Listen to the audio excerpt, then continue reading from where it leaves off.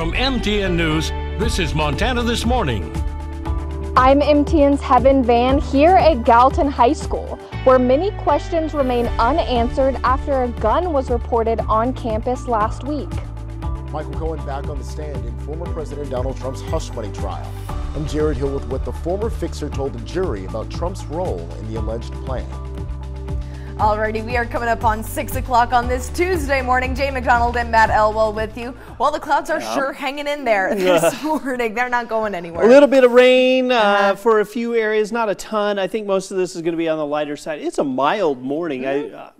I considered not having a jacket, and then I realized it was going to rain and made sure I had it. Yeah, I mean, it's never a bad idea to have a jacket when you're in Montana. You never know when it's all going to change. That's why you tune in right here. Exactly. Early morning temperatures into the 40s. A couple of areas near the 50-degree mark. 37, the coolest temperature out toward West Yellowstone.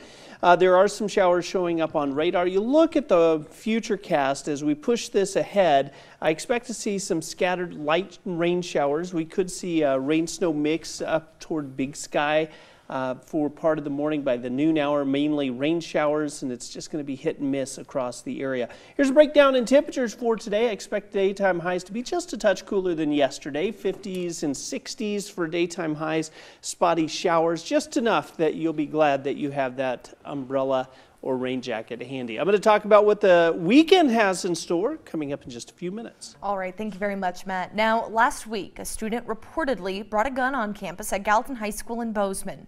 And this week, many questions still remain.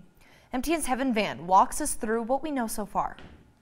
After a gun was reported on campus at Gallatin High School last week, many questions remain unanswered. On May 8th, a Gallatin High School student reportedly brought the weapon to school and threatened another student with it. The investigators in this are talking to a number of people, a number of kids involved in the incident, and ultimately there will be some decisions about charging them. But yes, the school is looking at disciplinary actions against the students. A press release by the department says all students involved were removed for the remainder of the school year. Any further disciplinary action will be determined after the investigation. Captain Dana McNeil credits the school resource officers at Gallatin High School with a quick response to the threat. When an SRO receives this kind of information, I mean, they're trained to react immediately and take it very seriously. Super proud of the work that they did in this case because that's exactly what they did. This situation left many wondering what role the parents played in the ordeal. Further details are pending investigation, but Captain McNeil says, so in situations like this, I mean, a parent could be held responsible if they have participated in some way in some act of gross negligence or something like that. But a lot of times when we talk to parents, they are as equally as frustrated with the situation as we are. This case is still under investigation. We're working on it every day, and hopefully we'll have more information that we'll be able to provide to the public soon. In Bozeman, Heaven Van, MTN News. And the Butte High School mill levy that ended in a tie vote last week was approved by voters by the slimmest of margins. The Butte Clerk and Recorder reported the 8.46 mill levy was approved by just 3 votes. Election officials Monday afternoon counted 23 provisional ballots after last week's vote on the levy ended in a tie. The unofficial result is 3,794 votes for the tax levy and 3,791 against it. The levy will raise $850,000 for safety improvements and some staff pay raises at the school. I think it means that every vote does count. You know, we were at that tie, and so those people who took care of that ballot issue, their vote counted. And that's what got us to over 3 people, or 3 votes, saying yes to the mill levy. The Butte School Board will decide next Monday to approve the vote. The board can also ask for a recount.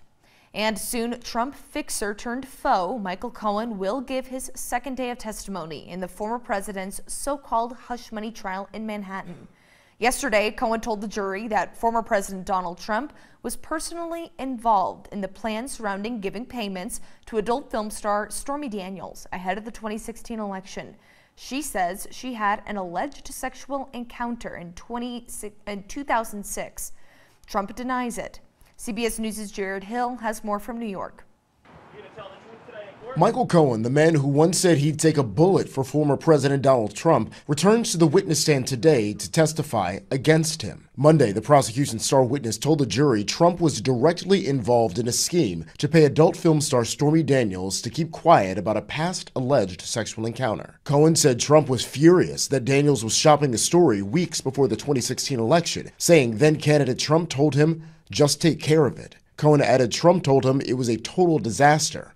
"Women are gonna hate me." This is the first time we're really getting a picture of what Donald Trump's personal role was in these payments at issue. Prosecutors showed this document with Cohen's name and $130,000 scribbled at the bottom, as Cohen described a Trump Tower meeting where Trump approved the plan to pay him in monthly installments designed to look like pay for legal services. The jury also heard a tape Cohen secretly recorded of him and Trump discussing payments to former Playboy playmate Karen McDougal. This trial is rigged. Trump denies the sexual encounters and has pleaded not guilty to charges that he falsified business records to disguise the reimbursements to Cohen, which were listed as legal fees. Trump's lawyers are expected to attack Cohen's credibility in cross-examination. He previously served time on charges related to the same payments. Jared Hill, CBS News, New York.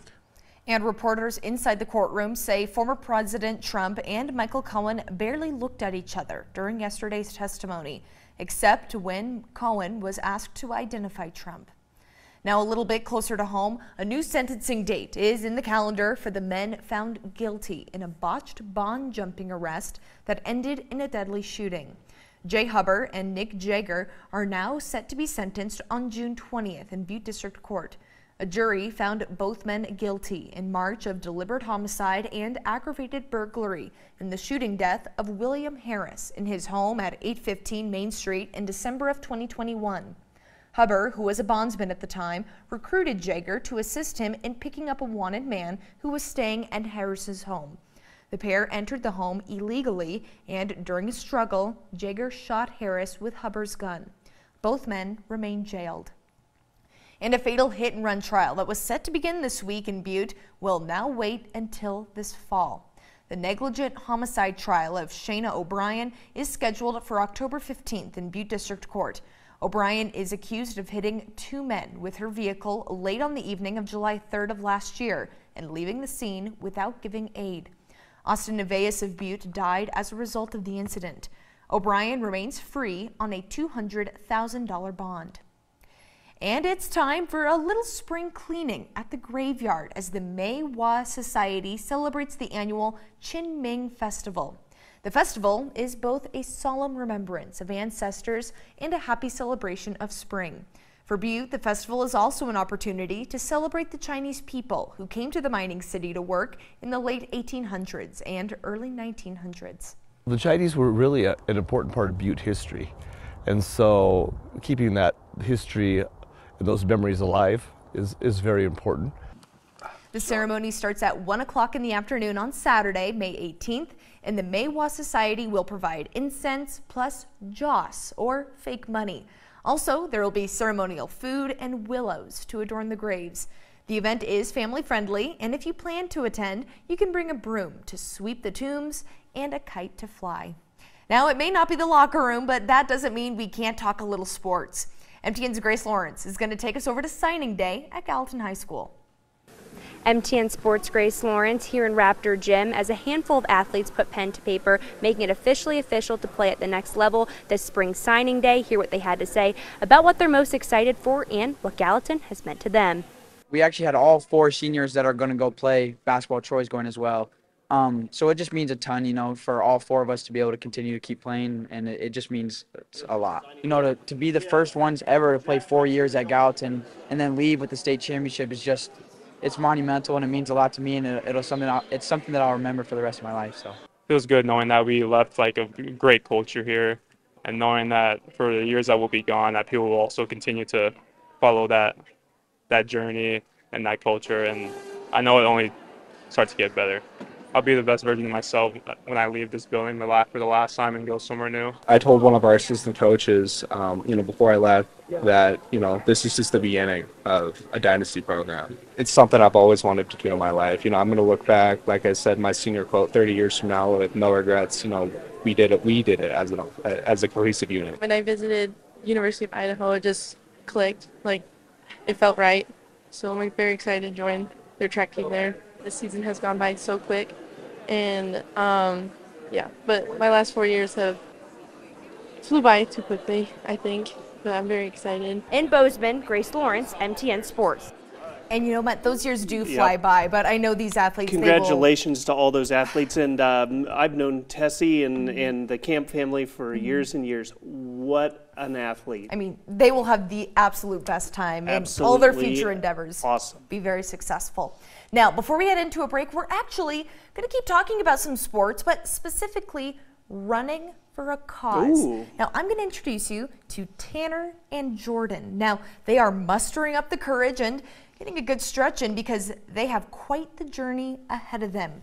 These two gentlemen are going to embark on a 220-mile run from Boston to New York, and they're raising funds for the Tunnels to Tower nonprofit foundation. Now, Tunnels to Tower, for anyone that doesn't know, it's a nonprofit. It supports very injured veterans and first responders and their families. They will be starting at the 9/11 Memorial in Boston, ending at the 9/11 Memorial in New York City. It's absolutely fantastic. They're going to be starting this on Sunday, so it'll be hats off to them, and I hope they raise a lot of money. They're hoping $50,000. Get out of here! They're hoping to raise quite a bit. That's deserving to be right here on Montana This Morning. Yep, we're definitely going to be watching Jordan and Tanner as they're going on that journey. Now, we're going to take a short break here on Montana This Morning, but when we come back this week, we begin our America Vote series, talking with the candidates running for the U.S. House of Representatives, House District 1, also known as the Western District. District 1 includes Missoula, Bozeman, Kalispell, and Butte, with representatives elected to a 2-year term. We're going to begin our coverage with incumbent Republican Ryan Zinke.